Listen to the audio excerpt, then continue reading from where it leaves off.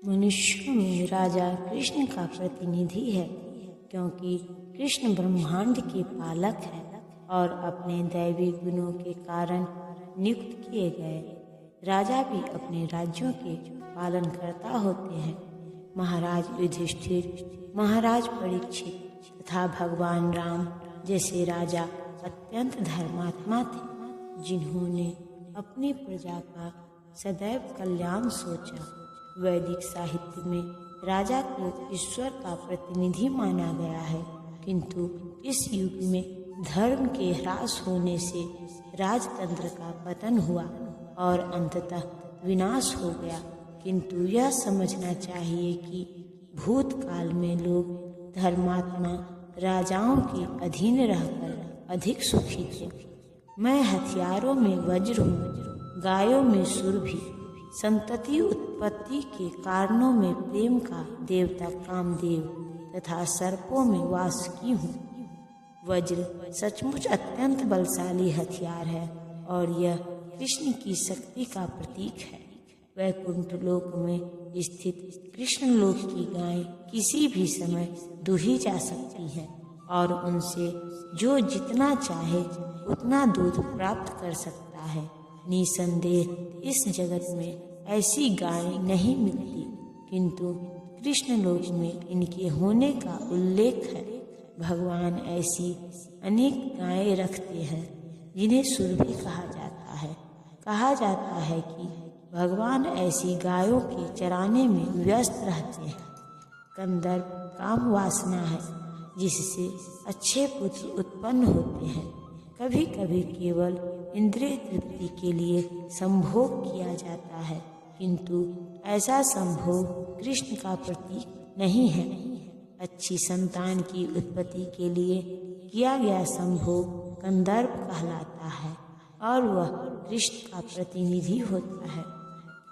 अनेक फनों वाले नागों में मैं अनंत हूँ और जलचरों में वरुण देव हूँ। मैं पितरों में अर्यमा हूँ तथा नियमों के निर्वाहकों में मैं मृत्युराज यम हूँ। अनेक फनों वाले नागों में अनंत सबसे प्रधान है और इसी प्रकार जलचरों में वरुण देव प्रधान है। ये दोनों कृष्ण का प्रतिनिधित्व करते हैं। इसी प्रकार पितृलोक के अधिष्ठाता अर्यमा है, जो कृष्ण के प्रतिनिधि हैं। ऐसे अनेक जीव हैं जो दुष्टों को दंड देते हैं, किंतु इनमें यम प्रमुख है। यम पृथ्वी लोक के निकटवर्ती लोक में रहते हैं। मृत्यु के बाद पापी लोगों को वहां ले जाया जाता है और यम उन्हें तरह तरह का दंड देने की व्यवस्था करते हैं। दैत्यों में मैं भक्तराज प्रहलाद हूँ। दमन करने वालों में मैं काल हूँ। पशुओं में सिंह हूँ तथा पक्षियों में गरुड़ हूँ। दीति तथा अदिति दो बहनें थीं। अदिति के पुत्र आदित्य कहलाते हैं और दिति के दैत्य। सारे आदित्य भक्त वक्त निकले और सारे दैत्य नास्तिक। यद्यपि प्रहलाद का जन्म दैत्य कुल में हुआ था, किंतु वे बचपन से ही परम भक्त थे। अपनी भक्ति तथा दैवी गुणों के कारण वे कृष्ण के प्रतिनिधि माने जाते हैं। दमन के अनेक नियम हैं, किंतु काल इस संसार की हर वस्तु को छीनकर सबसे शक्तिशाली तथा हिष्ण होता है और पक्षियों के लाखों प्रकारों में भगवान विष्णु का वाहन गरुड़ सबसे महान है। समस्त पवित्र करने वालों में मैं वायु हूँ। शस्त्रधारियों में राम, मछलियों में मगर तथा नदियों में गंगा हूँ। समस्त जलचरों में मगर सबसे बड़ा और मनुष्य के लिए सबसे घातक होता है। अतः मगर कृष्ण का प्रतिनिधित्व करता है। हे अर्जुन, मैं समस्त सृष्टियों का आदि, मध्य और अंत हूँ। मैं समस्त विद्याओं में अध्यात्म विद्या हूँ और तर्कशास्त्रियों में मैं निर्णायक सत्य हूँ। सृष्टियों में सर्वप्रथम समस्त भौतिक तत्वों की सृष्टि की जाती है। जैसा कि पहले बताया जा चुका है, यह दृश्य जगत महाविष्णु गर्भोदकसाई विष्णु तथा क्षीरोदकसाई विष्णु द्वारा उत्पन्न और संचालित है। बाद में इसका संहार शिव जी द्वारा किया जाता है। ब्रह्मा गौण स्रष्टा है। सृजन, पालन तथा संहार करने वाले ये सारे अधिकारी परमेश्वर के भौतिक गुणों के अवतार हैं। अतः वे ही समस्त सृष्टि के आदि, मध्य तथा अंत हैं। उच्च विद्या के लिए ज्ञान के अनेक ग्रंथ हैं, यथा चारों वेद, उनके 6 वेदांग, वेदांत सूत्र, तर्क ग्रंथ, धर्म ग्रंथ, पुराण, इस प्रकार कुल 14 प्रकार के ग्रंथ हैं। इनमें से अध्यात्म विद्या संबंधी ग्रंथ विशेष रूप से वेदांत सूत्र कृष्ण का स्वरूप है।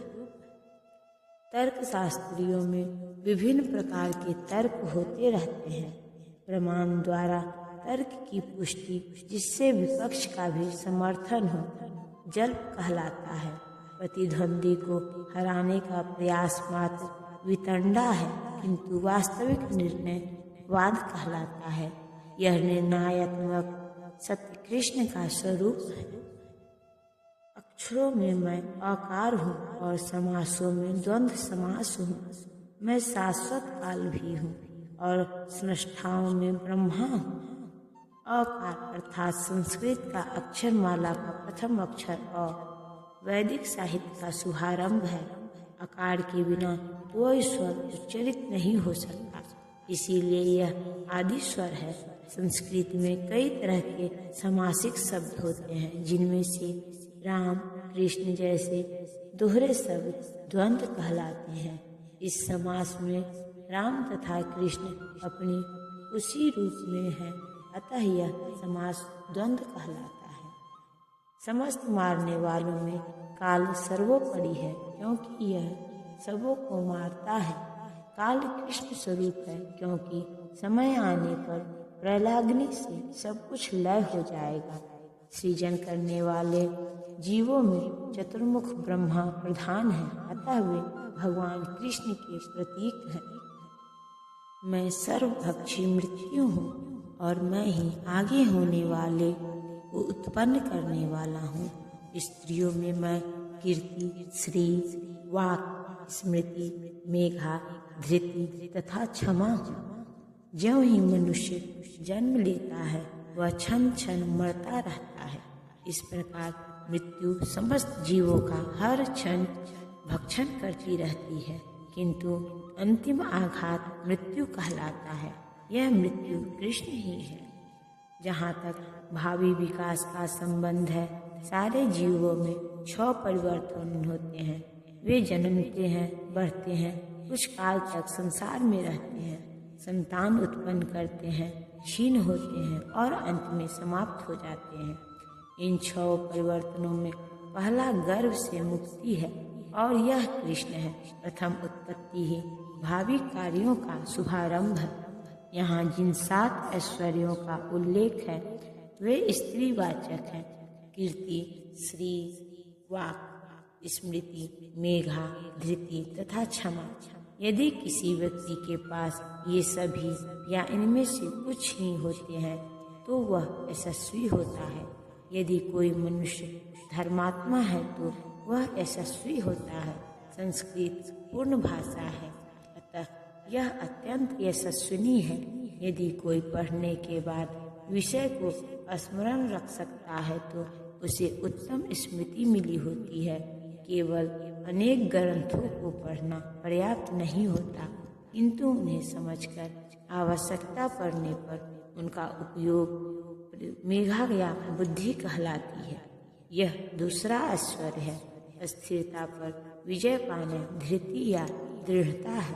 पूर्णतया योग्य होने होकर यदि कोई विनीत भी हो और सुख तथा दुख में संभाव से रहे, तो यह ऐश्वर्य क्षमा कहलाता है।